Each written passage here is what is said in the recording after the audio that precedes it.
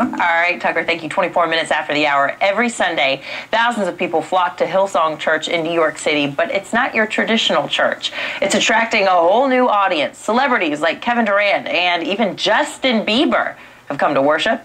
So what's the secret? Here with us now is the pastor of Hillsong Church here in New York, Carl Lentz. Good morning. Thanks for joining us. Good morning. And you're joining us between your 5 services that 6,000 people come to. So if we can make it through this parade, yeah, we have a 10 a.m. service, so we'll be there, yeah. So it's not your traditional church. People have likened it to a rock concert. There's strobe lights, and people are tatted up and wearing, skinny jeans and have cool haircuts and all that. What is it, do you think, that is bringing people in and bringing people to Christ? I don't know. I think our church is kind of a place where we're trying to let everybody know you can come as you are. So you're going to have people who aren't in skinny jeans, have no tattoos, and don't look like a New Yorker.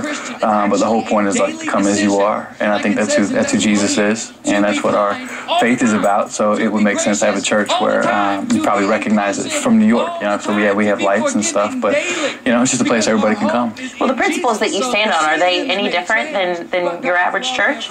No, I mean, I don't know every average church. I can't speak on that behalf. So I think there are some things that are different, because if you were born in like an old school church where you have to look a certain way, say a certain thing, our church is going to be different than that. So there are some aspects that are different for sure. Well, certainly it looks emotional. I mean, just watching it just like this. But, people talk about going on even a retreat or something, and you have this mountaintop experience, and it lasts for a while, but then you go home and it starts to fade. Yeah. How do you make sure that you're holding on to people and really nurturing them and not just affecting them emotionally for a few moments? We put tracking devices on everybody's. Obviously, you use humor in there. There's no way. It's people's responsibility to follow God, and a church can't make you do that. Our goal is to be a place where you can come and get refueled and get encouraged. Sometimes church beats you down, and we want to be a church that lifts you up. And so if you have that experience all the time, church is what it should be. Church shouldn't be everything in your faith. It should be an aspect of it. But if a church is doing its job, I think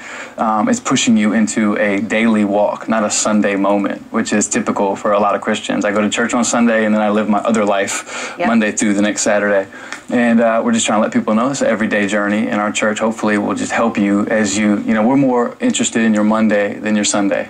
Yeah, a lot of times people say, oh man, I was so bad last night, I need to go to church tomorrow. Yeah, I hear that all the time. I need to come. So, no, it is what it is. Everybody in there has had issues or problems. And I just have one final question. Is there something to be said about tradition, though? It's nice to go into a sanctuary and see the altar and see the cross, and some people go, what, this is not good. Yeah, as long as tradition isn't forced on you. Some tradition's good, but often tradition can lead people into a relationship that's not real. So we have traditional stuff, but it's not normal. All right, Carl Lentz, thank you so much. Thanks for having me. Anything you're doing.